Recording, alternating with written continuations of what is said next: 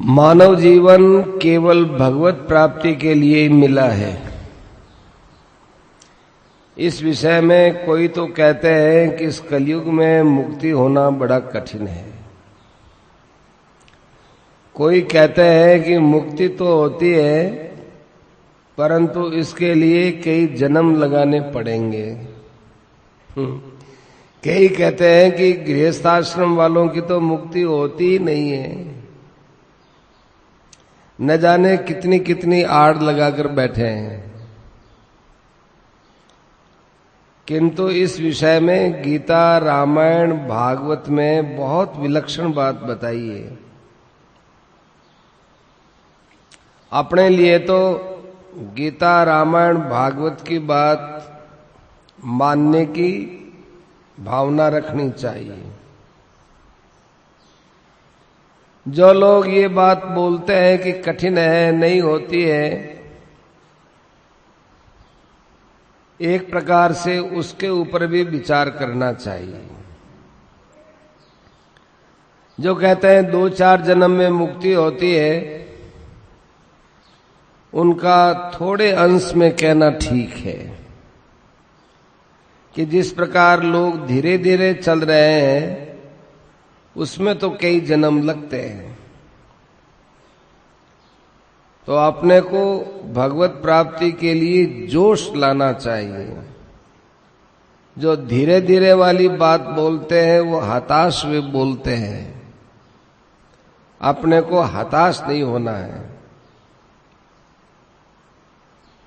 भगवान की प्राप्ति के लिए यदि बारंबार मनुष्य का जन्म मिलता रहे, उत्तरोत्तर भक्ति बढ़ती रहे, भगवान में श्रद्धा प्रेम होता रहे, तो फिर चाहे कितने जन्म लगो कोई आपत्ति नहीं है। बार बार जन्म मिले ये कोई हर्जा थोड़ा ही है। भगवान का प्रेम होना चाहिए। भगवान का प्रेम नहीं होता है तो हर्जा है। बिना भगवान के प्रेम में यदि मर गए, 84 लाख योनियों में कौन कौन सी योनियों में जन्म लेना पड़ेगा, इसकी कोई अपने पास गारंटी नहीं है। किसी के पास भी नहीं है। ऐसी जोखिम में अपने को जाना ही नहीं है कि इस मानव शरीर को पाकर के अगला जन्म हमको मिले, ऐसा कारण अपने को रखना ही नहीं है। बड़ा खतरा है। इस शरीर में काम बन सकता हो तो ढील नहीं करनी चाहिए, काम बना लेना चाहिए बहुत जल्दी।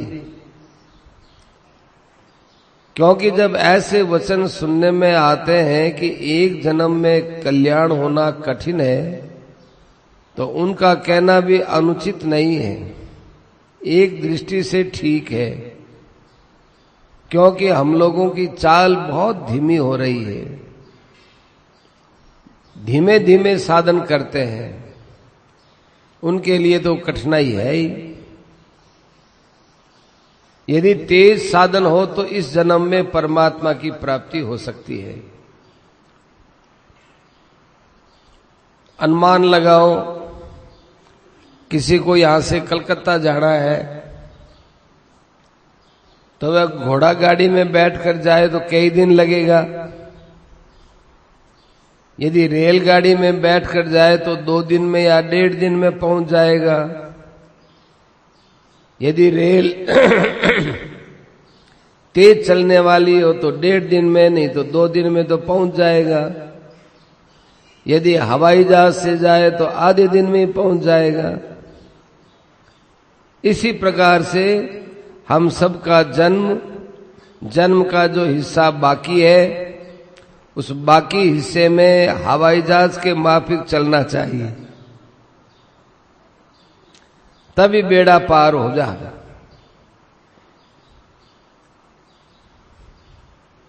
और तेजी से चलो तो इतना भी समय नहीं लगे। योगी तो क्षण मात्र में पहुंच जाते हैं, मन से तो आप कलकत्ता संकल्प करते ही पहुंच जाते हैं, तो फिर कल्याण में क्यों देरी लगे? जैसे मंद चाल से चलने वाली रेल 2 दिन में, तेज चलने वाली रेल 1 दिन में, इसी प्रकार से तेजी से साधन करने पर 1 जन्म में भगवान तक पहुंच सकते हैं। किंतु अपने को तो इसी जन्म के थोड़े से हिस्से में काम करना है। मनुष्य जन्म में भगवत प्राप्ति हो सकती है, ये बात पूरे मनुष्य जन्म के लिए कही है, पर अपनी तो बहुत सी आयु बीत गई, अब पूरा मनुष्य जन्म भी हाथ में थोड़ा ही है।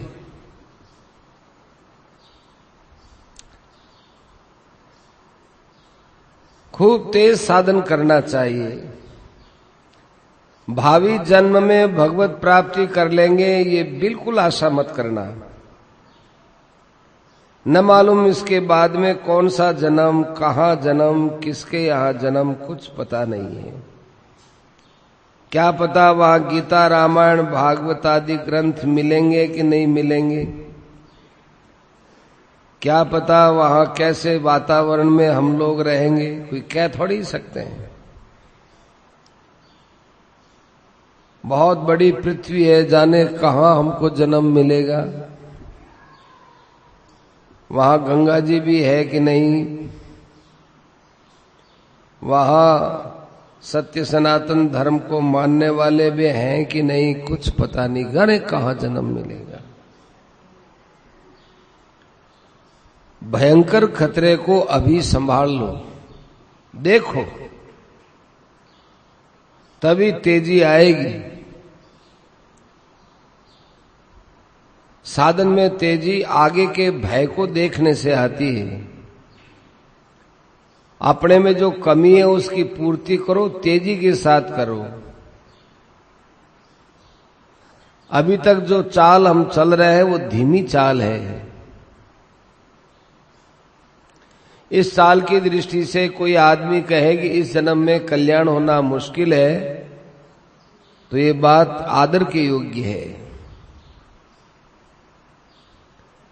3-4 जन्म की बात सुन ली, फिर भी तेजी से साधन करो। अरे जब भी कल्याण होगा तो मानव शरीर में ही तो होगा, और मानव शरीर हमें मिला हुआ ही है, तो फिर अब देरी क्यों करते हो? इतनी बार सुनते हो, गीता रामायण की बात सुनते हो, महात्माओं की बात सुनते हो, अभी भी नहीं चेतते, आगे कब चेतोगे? तुलसीदास जी ने कहा, कलयुग समझो गान नहीं, जो नर कर विश्वास, गाय राम गुण गन विमल भवतर बिनहि प्रयास। कलयुग के समान कोई युग नहीं है। भगवान के निर्मल गुणों का गान करने से मनुष्य बिना किसी परिश्रम के संसार सागर से पार हो जाता है। जो ये कहते हैं कि गृहस्थाश्रम में कल्याण नहीं होता, ये बात तो बिल्कुल ही मत मानो, क्योंकि हमारे शास्त्रों में जितने इतिहास मिलते हैं उतने अधिकांश गृहस्थियों के ही मिलते हैं। उच्च कोटि के महापुरुष, वे बहुत उच्च कोटि के, वे भी गृहस्थाश्रम में ही थे। जैसे महर्षि वेदव्यास, जैसे याज्ञवल्क्य, वशिष्ठ जी, भरद्वाज, जमदग्नि, अत्रि, कश्यप, ये सब गृहस्थी थे। जो कहते हैं गृहस्थाश्रम में मुक्ति नहीं, एकदम गलत है। सभी आश्रमों में, सभी वर्णों में परम पद की प्राप्ति हो सकती है। भगवान ने गीता के 9वें अध्याय के 32वें श्लोक में मामी पार्थ व्यपाश्रित्य येपि स्युः पापयोनयः स्त्रियो वैश्यास तथा शूद्रास तेपि यान्ति परांगतिम, इतनी बड़ी छूट दे दी। चाहे वैश्य हो, चाहे शूद्र हो, चाहे पाप योनि वाला हो, चाहे स्त्री हो, कोई क्यों न हो, सब परम गति को प्राप्त कर सकते हैं। तो जब भगवान गारंटी देते हैं तो फिर आप बीच में रोकने वाले कौन होते हो?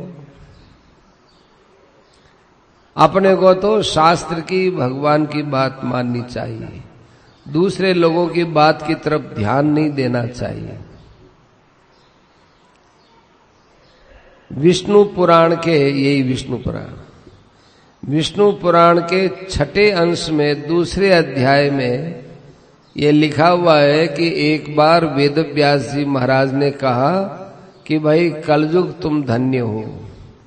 ऋषियों ने पूछा, महाराज कलयुग को धन्य बताया सतयुग को छोड़कर?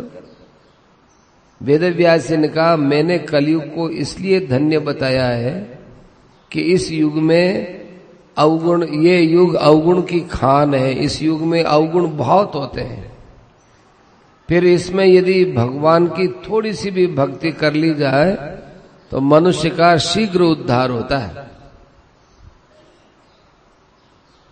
दूसरी बात कही कि जो मुक्ति कलयुग में ध्यान करने से होती है, त्रेता में यज्ञ करने से होती है, द्वापर में पूजा करने से होती थी, वह कलयुग में भगवान के नाम कीर्तन मात्र से होती है।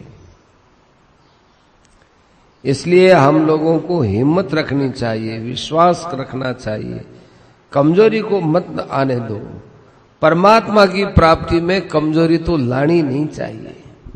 ऐसी फालतू बातों को सुनकर निराश नहीं होना चाहिए। भारतवर्ष की भूमि बड़ी पवित्र है। सारी दुनिया में भारतवर्ष की भूमि सबसे श्रेष्ठ, और भारतवर्ष में भी तीर्थ स्थान सबसे श्रेष्ठ। कहा भी जाता है कि 3 लोक से मथुरा न्यारी।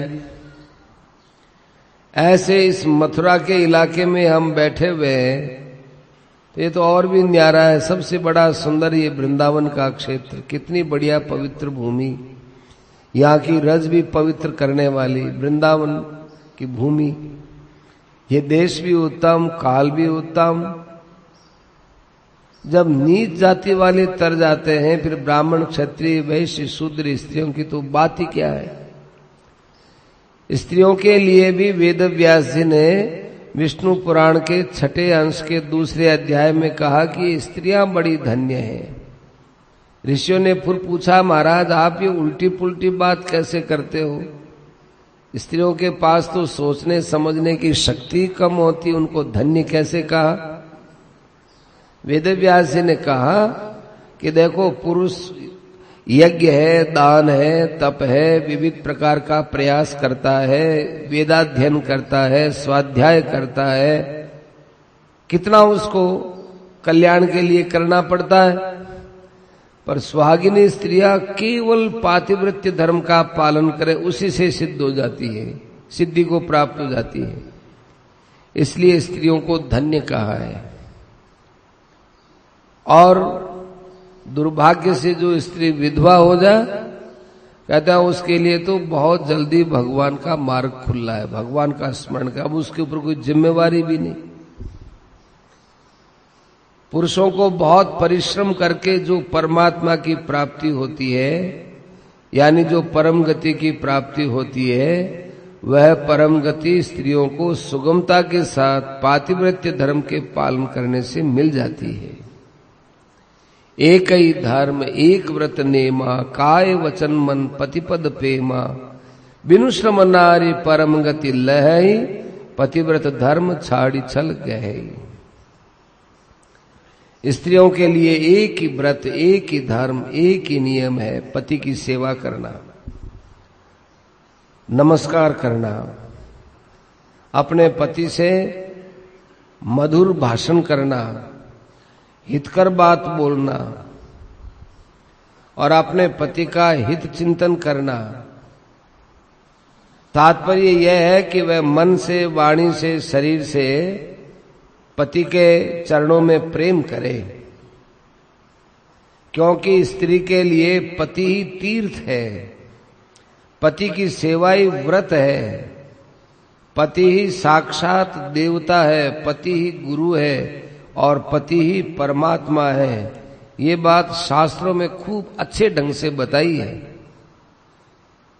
तुलसीदास जी ने भी साफ कहा कि नारी को चाहिए कि छल का त्याग कर अपने पातिव्रत धर्म का पालन करे। बस इतने मात्र से वो परम गति को प्राप्त हो जाती है। गति नहीं, परम गति, जिसे हम लोग मुक्ति कहते हैं, परमात्मा की प्राप्ति कहते हैं, परम धाम की प्राप्ति कहते हैं, वो उसको प्राप्त हो जाती है। इस बात को तुलसीदास जी, वेदव्यास जी, सभी शास्त्रकार बोलते हैं। हमने पद्म पुराण में भी ये बात पढ़ी है। पातिव्रत धर्म की बड़ी महिमा। पातिव्रत धर्म के प्रभाव से शुक्ला के यहाँ साक्षात ब्रह्मा विष्णु महेश आकर दर्शन दिए, जिससे उसने मुक्ति प्राप्त कर ली। केवल भगवान के दर्शन से मुक्ति हो जाती है। फिर साथ में शिवजी ब्रह्मा जी चले आए तो क्या बाकी रहा। पातिव्रत धर्म का पालन करने से परमात्मा के दर्शन हो सकते हैं, परमात्मा की प्राप्ति हो सकती है। इसलिए ये बात सभी स्त्रियों और पुरुषों को समझनी चाहिए कि ईश्वर की भक्ति से सबकी मुक्ति होती है, चाहे कोई भी हो। सुहागिनी स्त्री के लिए दो अवसर मिल गए, पातिव्रत धर्म और ईश्वर की भक्ति। विधवा के लिए तो एक ही धर्म है, ईश्वर की भक्ति। इसलिए विधवा का कल्याण और भी जल्दी हो सकता है। यदि कोई कहे कि ज्ञान के बिना मुक्ति नहीं होती, तो ज्ञान तो उसे स्वयं भगवान देते हैं। ददामी बुद्धि योगम तम, जो मेरा भजन करते हैं मैं उनको ज्ञान देता हूं, चाहे कोई भी हो।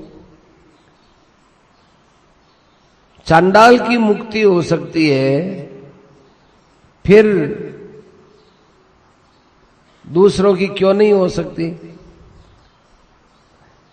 मेरी भक्ति यदि चांडाल करता है तो वह मेरी भक्ति नहीं करने वाले ब्राह्मण से भी श्रेष्ठ है। उदाहरण में आप निषाद राजगु को ले लो, शबरी को ले लो, भीलों को ले लो, सबका उद्धार हो गया। शास्त्रों में उदाहरण मिलते हैं, विधिवाक्य मिलते हैं। शास्त्रों में इस विषय में ऐसी कोई बात नहीं जिसमें जरा भी संदेह हो। किम पुनर्ब्राह्मणा पुण्या भक्ता राजर्षयस्तथा। पुण्यात्मा ब्राह्मण और राजर्षि क्षत्रिय हो तो फिर कहना ही क्या है। क्योंकि जब नीच जाति वाले, नीच योनि वालों का कल्याण हो गया, स्त्रियों की परम गति हो गई, शूद्रों को परम गति मिल गई, वेश्यों को मिल गई, यहां तक कि नीचाति नीच को भगवान की भक्ति के प्रभाव से, भगवान की शरण ग्रहण करने से मुक्ति मिल गई, फिर ब्राह्मण और क्षत्रियों के लिए कौन सी बात रह गई। मुक्ति पाने वाले बहुत से ब्राह्मणों क्षत्रियों की कथाएं मिलती हैं जो भगवान के परम पद को प्राप्त हो गए। स्वयं भगवान गीता में अर्जुन से कहते हैं, अर्जुन मैंने तुम्हारे प्रति जो योग कहा है उसका राजर्षि लोग अनुसरण करते हैं। कर्मणैव संसिद्धिम आस्थिता जनकादय। जनक आदि के पास सुखदेव जी जैसे पुरुष आया करते थे। इसलिए मन में निश्चय रखो कि परमात्मा की प्राप्ति बहुत जल्दी और कम समय में और कम प्रयास में हो सकती है, परंतु अपने को प्रयास में कमी नहीं रखनी चाहिए। वर्तमान में जैसा हम लोग करते हैं ये बहुत ढिलाई का साधन है। जोश के साथ आगे आओ। जब ऐसा मौका मिल गया तो इसको टालो मत। ऐसे मौके बार बार नहीं मिलते हैं। कमर कसकर खूब तेजी के साथ चलो। इस जीवन के थोड़े समय में परमात्मा को प्राप्त करके शेष समय को दुनिया की सेवा के लिए, संसार के उद्धार के लिए अर्पण कर देना चाहिए। तुलसीदास जी महाराज कितने उदार चित्त थे। हमारे सिद्धांत के अनुसार, शास्त्र के अनुसार उनका उद्धार तो हो ही गया, किंतु उन्होंने जिस प्रकार से रामायण, विनय पत्रिका आदि बहुत से ग्रंथ बनाए, उन ग्रंथों के प्रभाव से मनुष्यों का उद्धार हुआ है, हो रहा है और होता ही रहेगा। तुलसीदास जी महाराज ने अपना भी उद्धार किया, दूसरों का भी किया। हम लोग यदि भगवान की कृपा का आश्रय लेकर करें तो क्या हम लोग तुलसीदास जी जैसे नहीं बन सकते? हमारी तो ये धारणा है कि हम उनसे भी बढ़कर बन सकते हैं। आश्चर्य की और असंभव की बात नहीं है, पर मन में कमजोरी लेकर बैठे हैं तब क्या होगा? तब तो हमारा उद्धार ही नहीं होगा। उनके समान जाने की तो बात ही दूसरी है। तम विद्या दुख संयोग वियोगम योग संगीतम। जहां महान सुख, अत्यंत सुख की प्राप्ति हो जाए, फिर किसी सुख की आकांक्षा ही न रहे, संसार के ऊपर भारी से भारी, शरीर के ऊपर भारी से भारी संसार की विपत्ति आ जाए तो अभी उसमें विचलित न हो, वो योग है। और उसमें दुख का गंध भी नहीं है। महर्षि पतंजलि कहते हैं तीव्र संवेगा नाम आसन्न है। तीव्र वैराग्य और तीव्र अभ्यास करने वाले के लिए मुक्ति बिल्कुल नजदीक पड़ी है। उसके लिए मृदु, मध्य और अधिमात्रा के संबंध से और भी निकटतम है, पर हमारा अभ्यास होना चाहिए। तीव्र समाधि, तीव्र वैराग्य, तीव्र अभ्यास, तीव्र वैराग्य हो तो परमात्मा की प्राप्ति रूप समाधि जल्दी हो जाती है। मृदु मात्रा, तीव्र मात्रा, मध्य मात्रा, ये सब साधन के होते हैं। वैराग्य जड़ भरत जी जैसा होना चाहिए। वैराग्य सुखदेव जी जैसा होना चाहिए। जब वे जनक जी के वहां गए तो तीव्रतर वैराग्य था। सुखदेव जी के वैराग्य की कथा महाभारत के शांति पर्व में आती है। सुखदेव जी जब राजा जनक के यहां गए तो राजा जनक ने सुंदर युवा जवान स्त्रियों को हुक्म दिया कि तुम जाकर सुखदेव जी की अगवानी करो, उनकी सेवा करो, उनको स्नान कराओ, उनको उबटन लगाओ, उनका श्रृंगार करो, बढ़िया कपड़ा पहनाओ। उन्होंने किया। तो उसके बाद राजा ने स्त्रियों से मालूम करवाया कि सुखदेव की वृत्ति कैसी है। तो उन्होंने उत्तर दिया, महाराज ये तो अपने वैराग्य के मस्ती से नीचे उतरते ही नहीं है, अपने वैराग्य में उनको पता ही नहीं है कि कौन मेरी सेवा कर रहा है, कौन मेरे पास बैठा है, मैंने क्या खाया है, क्या कुछ ध्यान ही नहीं उधर। अब आप ध्यान दें कि स्त्रियों ने सुखदेव जी का वैराग्य इस प्रकार का बतलाया कि जैसे कोई सुखदेव जी का हाथ लकवे वाले का हाथ हो, इधर रखो तो इधर रख दो, उधर रखो तो उधर कर दो, उनका कोई चेष्टा ही नहीं है। स्त्रियों ने अपनी मर्जी से ही उनको खिलाया, पिलाया, पहनाया, सब किया। जनक जी उनसे मिले और पूछे, बोलो सुखदेव जी कैसे आए? सुखदेव जी ने कहा, मैं आपसे उपदेश लेने के लिए, ज्ञान सीखने के लिए आया हूं। राजा ने कहा, महाराज मैं आपको क्या कहूं, आप तो मुझसे भी बढ़कर के वैराग्यवान हैं। इतना ऊंचा जिनमें वैराग्य हो उनको मैं क्या ज्ञान की बात कह सकता हूं। जनक जी भी उनके सामने लाचार हो गए। योग वासिष्ठ में कुछ और ढंग से कथा आती है, उसमें थोड़ा फर्क है। वहां स्त्रियों की बात नहीं आती है, वहां ये आता है कि राजा जनक के चौकीदारों ने, संतरियों ने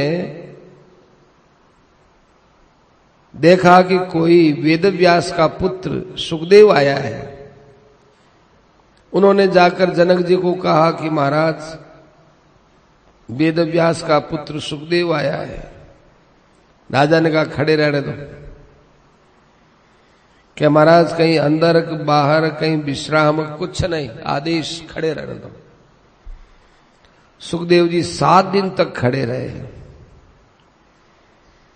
7 दिन के बाद राजा ने पूछा, सुखदेव जी आए थे, क्या वे खड़े हैं? संतरियों ने कहा, महाराज जिस स्थान पर खड़े रहने के लिए उसी स्थान पर खड़े हैं। गहराई से देखो, उनकी मुद्रा देखो, उनके चेहरे पर क्या भाव है, उनके ऊपर कोई चित्त पर कोई विचार तो नहीं है, कोई विकार तो नहीं है, क्रोध तो नहीं है। संतरी लोग खूब गहराई से देखकर कहने लगे, महाराज जिस शांत भाव से आए थे उस शांत भाव में खड़े हैं, वही चेहरे पर मुस्कुराहट है, वही आनंद उनके रोम रोम से बरस रहा है। राजा ने कहा, उन्हें बहुत सम्मान के साथ भीतर लाओ। संतरी गए, सम्मान के साथ वे भीतर ले आए। राजा ने पूछा, कहिए महाराज आप कैसे पधारे? सुखदेव जी बोले, मैं आपके पास ज्ञान सीखने आया हूं। राजा ने उनसे ज्ञान की चर्चा की, सच्चिदानंद परमात्मा की निर्गुण निराकार की बात सुनाई। सुखदेव जी ने कहा, राजन ब्रह्म के विषय में जो बात आप कह रहे हो कि वो परब्रह्म परमात्मा निराकार है, निर्विकार है, निरंजन है, अद्वय है, सब में समाया हुआ है, वो अनुभव स्वरूप है, ये तो मैं आपकी कृपा से जानता हूं। मेरे पिताजी ने भी मुझे यही उपदेश दिया था जो आप अभी हमको बता रहे हो, किंतु इससे मुझे परम शांति नहीं मिली। परम शांति कैसे मिले? आप थोड़ा आगे आ जाओ।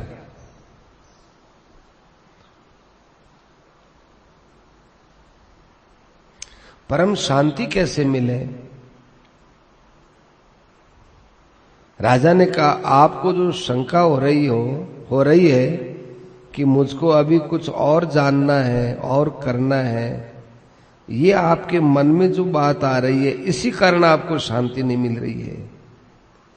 अब आपको करना जानना कुछ भी नहीं है, आप एकांत में जाओ और ध्यान लगाओ, बस इतनी सी बात है।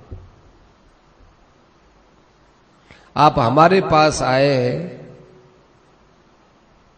परंतु मैं समझता हूं आप मुझसे भी श्रेष्ठ हैं, कारण कि मुझ में भीतर से तो वैराग्य है, किंतु बाहर से मैं राज्य करता हूं तो मुझे कई प्रकार के भाव भंगिमाएं बनानी पड़ती है।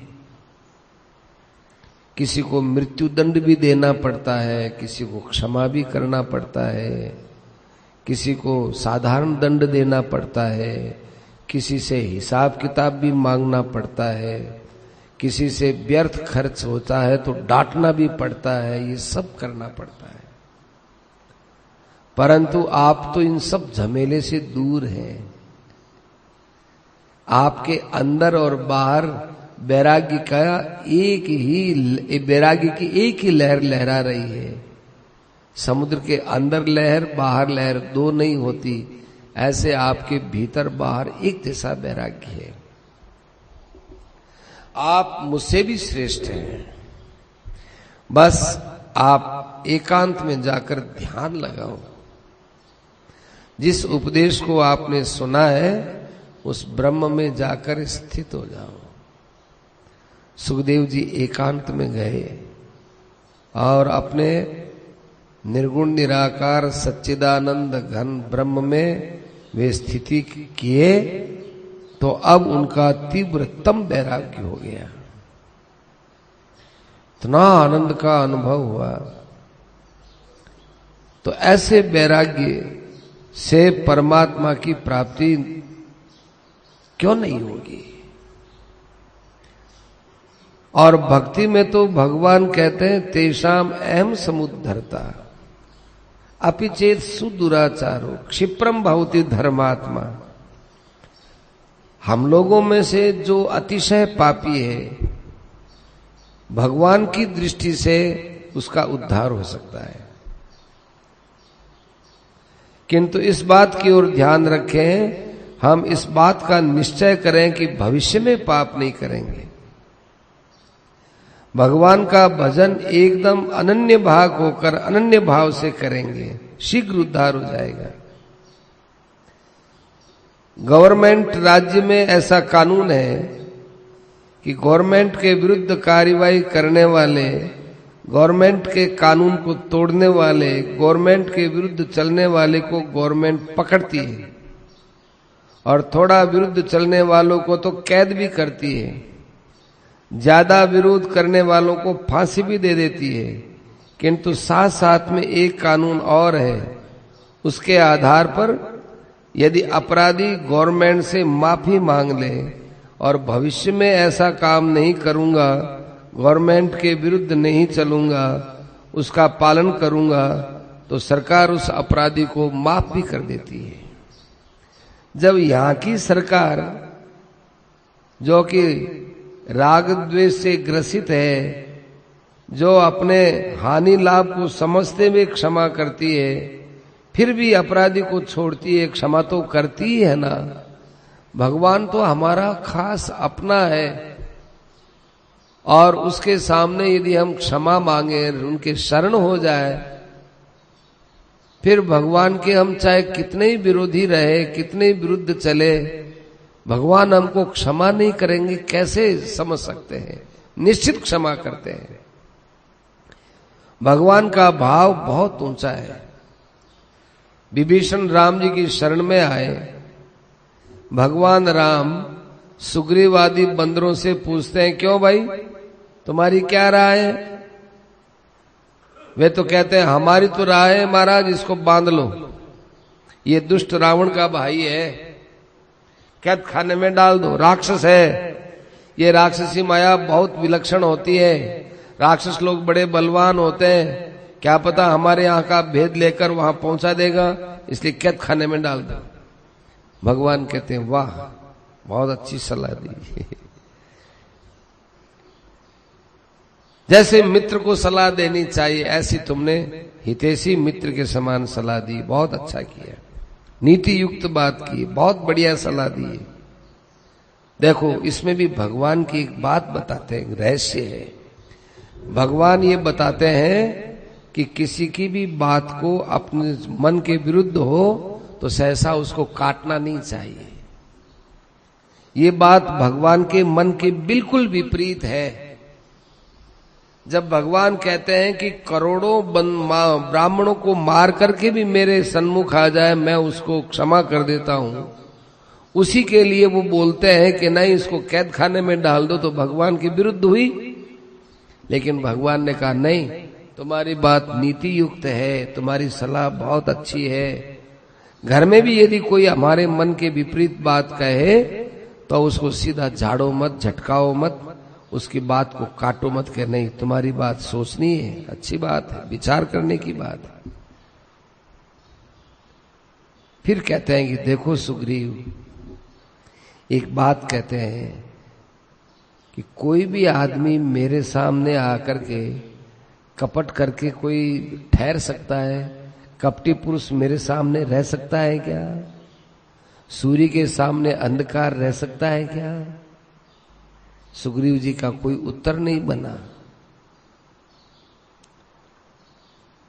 यदि आप संसार की दृष्टि से देखते हो सुग्रीव जी कि विभीषण हमारा ये बिगाड़ देगा, वो बिगाड़ देगा, तो विभीषण रावण का छोटा भाई है, तो मेरा भाई छोटा, मेरा छोटा भाई लक्ष्मण इसके लिए तैयार है। राक्षसों के झुंड को क्षण भर में मार सकता है। फिर इसके सिवा मेरा एक और व्रत है, चाहे किसी को करोड़ों ब्राह्मणों की हत्या का दोष लगा हो, मेरी शरण में आ जाए, मैं उसका त्याग नहीं कर सकता। अभयम सर्वभूतेभ्यो ददामि एतत् व्रतम मम, मैं उसको सब प्राणियों से अभय कर देता हूं, मेरा स्वभाव है। भरत जी भी बोलते हैं, जन अवगुण प्रभु जानन काहि, जन अवगुण प्रभु जानन काऊ, दीन बंधु अति मृदुल स्वभाव। भगवान अपने दासों के दोषों की तरफ देखते ही नहीं है। उनका कितना कोमल स्वभाव है। सज्जनों, भगवान के इस स्वभाव का लाभ ले लो। जैसे कोई किसी की कमजोरी का लाभ उठाना चाहता है, ऐसे भगवान की कमजोरी है क्या कि जो भगवान का हो जाता है, भगवान उसके पापों को, दोषों को देखते नहीं है। जन अवगुण प्रभु मानन काऊ, दीन बंधु अति मृदुल स्वभाव। तो ये भगवान का स्वभाव है। तो अपने लोगों को भगवान के स्वभाव को समझ करके भगवान के पास में चले जाएं। भगवान चैलेंज दे रहे हैं कि 2-4 ब्राह्मण नहीं, 1-2 ब्राह्मण नहीं, सैकड़ों ब्राह्मणों को मार करके भी यदि मेरी शरण आ जाता है तो फिर मैं उसको किसी प्रकार त्याग नहीं सकता हूं। मन से, वाणी से, शरीर से भगवान की शरण होना चाहिए। मन से शरण होना क्या है? भगवान का निर्गुणीय सगुण का ध्यान करो, ये भगवान के मन से शरण होना है। वाणी से शरण होना क्या है? भगवान का नाम जप करना। और शरीर से शरण होना क्या है कि घर गृहस्थ के जितने काम है उनको भगवान की सेवा समझ करके करना। घर का काम समझ के मत करो, भगवान का काम समझ करके करो। जो कुछ भी भगवान के विधान से हमें प्राप्त हो जाए उसमें आनंद रहो, चाहे प्रतिकूल हो चाहे अनुकूल हो। प्रतिकूल और अनुकूल तो हमने माना है, भगवान ने तो उसको अपने लिए हितकारी सामग्री बना करके भेजा है, कल्याणकारी सामग्री बना करके भेजा है। शरणागति का जो फल है वो अलौकिक है। इन सब बातों को ध्यान में रखकर हम लोगों को तत्परता से साधन करना चाहिए। भगवान में स्थिरता रखनी चाहिए, बुद्धि शुद्ध होनी चाहिए, तीक्ष्ण होनी चाहिए, हिम्मत रखनी चाहिए। स्वाध्याय और सत्संग इन दोनों को करते रहना चाहिए। भगवान कहते हैं क्लेब्यम आस्मगमय पार्थ। भगवान के वचनों को सुनकर हमारे मन में आना चाहिए कि भगवान हमको फटकार के कहते हैं ये क्लीबता कैसे ले आए, ये नपुंसकता कहां से आ गई, ये हम लोगों के लिए बोलते हैं, अर्जुन के लिए नहीं, ऐसा समझना चाहिए। इस श्लोक को पढ़े और कमजोरी नहीं आने दें। नास्तिक आदमियों की बातों पर विश्वास न करें। जो कल्याण की तरफ चलते नहीं, जानते नहीं, वो कहते हैं कि इस जन्म में तो कैसे होगा, कितने जन्म लगेंगे, गृहस्थ आश्रम में नहीं हो सकता। उनकी बात बिल्कुल मत मानो, क्योंकि वे इस विषय में जानते ही नहीं। परमात्मा की प्राप्ति के लिए अपने को बिल्कुल तत्पर हो जाना चाहिए। पाया परम पद हाथ सो जात गई, पाया परम पद हाथ सो जात गई, सो गई अब राख रही को। अब बीत गया उसके लिए तो क्या हो, लेकिन बस एक दिन में हमारा कल्याण हो सकता है, 1 घंटे में हमारा कल्याण हो सकता है, 1 मिनट में हमारा कल्याण हो सकता है, और मृत्यु के समय तो 1 क्षण में हमारा कल्याण हो सकता है। जैसे भगवान व्यापक, ऐसे हमारे जीवन में कल्याण भी व्यापक ही है। इसलिए कल्याण के प्रति कभी भी निराश नहीं होना चाहिए। एक आदमी वो काम कर सकता है, 1 का नहीं, 2 का नहीं, 100 का नहीं, हजारों लाखों का कल्याण कर सकता है। आपको विचार करना चाहिए, अभी इतना समय बीत गया, आपने आज तक क्या प्राप्त किया? अभी हमारी मृत्यु हो तो आपके साथ क्या चलेगा? इस विषय में आपने कभी सोचा नहीं है, सोचना चाहिए। ये आपके सोचने से ही समझ में आएगी। दूसरे तो केवल बाहर से बता देंगे, आप लोग सुन लेंगे और सुन करके बोल देंगे बात बड़ी अच्छी कही और बड़ी सुंदर कही, पर अपनी दृष्टि से नहीं सोचेंगे। अपनी दृष्टि से सोचो, 1 क्षण भी व्यर्थ के काम में मत लगाओ। क्यों लगाते हो? इस विषय में न तो किसी की शर्म रखो, न किसी का भय मानो, न किसी का दबाव मानो। असंख्य जीव हैं, सब अपना अपना कर्म फल भोगते हैं। तो अपने को तो ये मौका दिया है, इस मौके में से हम लोग चूक न जाएं, इस बात का ध्यान रखो। शीघ्र परमात्मा मिले, चाहे कुछ भी हो, चाहे जीवन का सब कुछ चला जाए, उसमें अपने लोगों को घबराना नहीं चाहिए। जाएगा क्या जाएगा, हमारे पास क्या है जो चला जाएगा। समय जा रहा है उसकी तो चिंता नहीं है, पदार्थ और रुपए चले जाए तो उसकी चिंता है, कोई आदमी मर गया उसकी चिंता है, और अपनी इतनी आयु मर गई उसका कोई शोक नहीं है। जिसका शोक करना चाहिए वो करते नहीं, जिसका शोक नहीं करना चाहिए उसका शोक करते हैं। दिन में रात में जब भी बात आए इस बात को ध्यान में रखो, क्योंकि हम बड़े भारी खतरे में चल रहे हैं। आप ये समझिए कि भगवान दया करके हमारे मस्तक पर हाथ रखे हुए हैं और हम उस हाथ को हटा रहे हैं। भगवान का हाथ पकड़ करके भगवान के हाथ को झटका दे रहे हैं। भगवान का हमारे सिर के ऊपर हाथ है, उस भगवान के हाथ के रहते हमारा कौन क्या बिगाड़ सकता है। हमें किस बात की चिंता है। एक एक क्षण में मुग्ध होना चाहिए कि मेरे पर भगवान की कृपा है।